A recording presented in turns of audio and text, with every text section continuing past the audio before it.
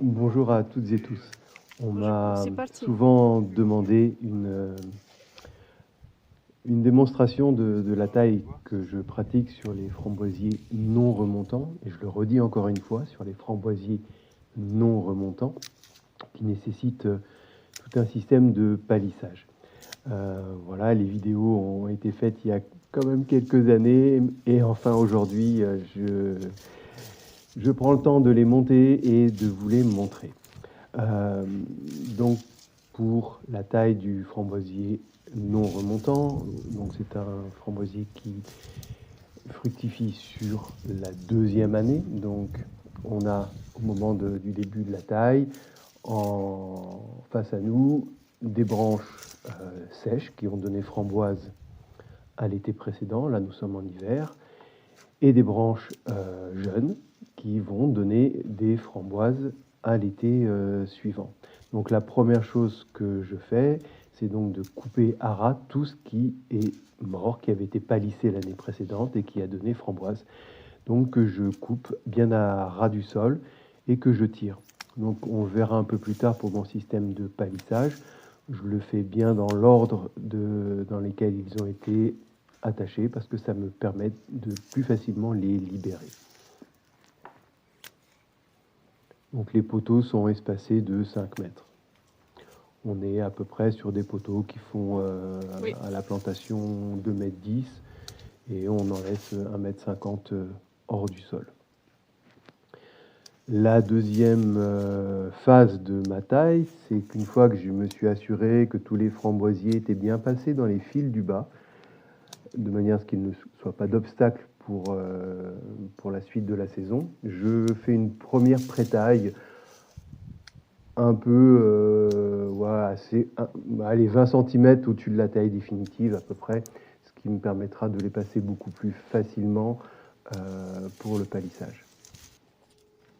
Une fois que cela a été fait, voilà, vraiment la phase que je tiens toujours à bien montrer. Vous voyez, j'ai un fil dur qui est un fil de fer et un fil qui est plus souple, qui au centre est un peu souple d'une vingtaine de centimètres, un peu plus lâche.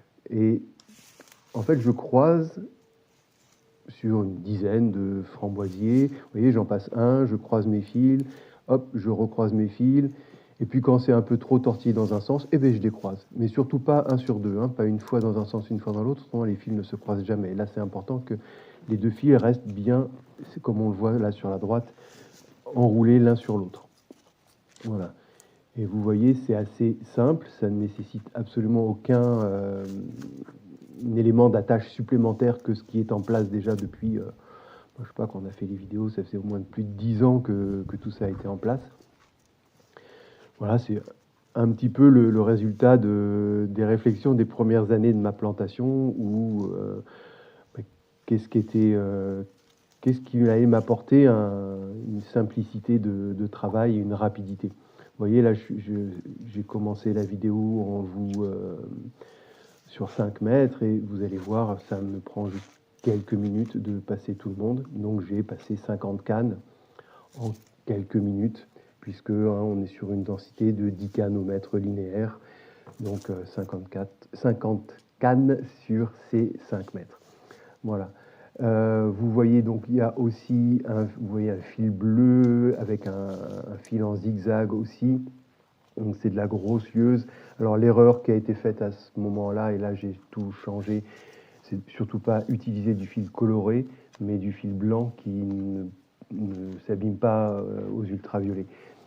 Et voilà, donc d'expérience, le fil blanc qui a été mis il y a 10 ans est toujours en bon état, alors que le fil bleu se détériore très rapidement, et n'importe quel fil coloré.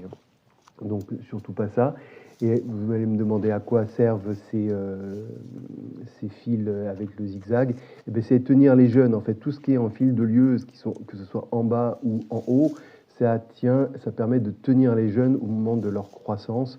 Parce que quand on commence la cueillette, alors chez nous, on est à 900 mètres d'altitude début juillet, on commence avec des framboisiers qui font 30 à 40 cm de haut et qui font jusqu'à 3 mètres en fin de cueillette.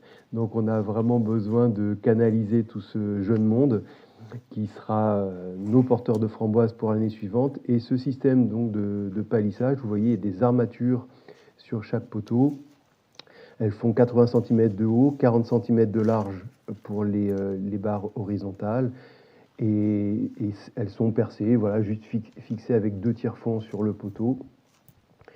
Un fil au centre de la croix pour porter les fils là de palissage, et puis les fils de lieuses en bas et latéralement sont passés donc dans des trous sur le côté. Voilà, j'espère que c'est assez clair pour vous, que vous voyez bien tout. Voilà, moi je suis très content de ce système de palissage, et j'avoue avoir visité quand même pas mal de plantations et ben, j'ai pas trouvé mieux. Alors voilà, petite fierté, mais au résultat je suis assez satisfait de travailler avec. Vous voyez, donc là c'est fait, tout est palissé, je remonte, je vérifie un petit peu mon espacement. Et puis ben, maintenant je vais retailler à la hauteur définitive, donc qui est pour moi aux alentours des 1m60, 1m70, en fonction de mon humeur. Non, je plaisante. Mais oui, voilà, à peu près à hauteur, pour moi, à hauteur de mon nez, mais ça dépend des nez des uns et des autres. Voilà. Parce qu'il faut bien imaginer que les latérales fructifères qui vont pousser à partir du printemps et qui vont porter fruit à l'été, pour celles du haut, elles vont partir verticalement. Donc on peut rajouter des latérales fructifères qui vont monter jusqu'à 30 cm. Donc vous voyez que quand on commence déjà à 1m60, ben, si on finit à 1m90, voilà, il faut lever les bras après pour cueillir les framboises, donc il ne faut mieux pas que ça soit trop haut. Et puis donc il restera une dernière étape, une fois que ça est terminé. C'est enlever tout ce qui n'a pas été attaché. On enlève tout ce qui n'a pas été attaché, tout ce qui est moche. Voilà, il y a plusieurs raisons pour lesquelles j'ai pas attaché. Donc soit c'est parce que c'est trop petit, soit parce que ça a été des bourgeons abîmés, ou un peu, dans mon cas sur cette variété-là, un peu d'anthracnose. Donc quand j'ai le choix, la possibilité de sélectionner, ben voilà, j'enlève. Et c'est la dernière étape qui nous occupe.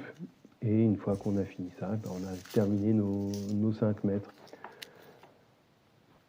J'espère que cette vidéo vous a plu. Si c'est le cas, ben faites-la tourner autour de vous, partagez-la. Et si vous vouliez plus d'explications, ça serait avec plaisir que je veux bien refaire des choses comme ça.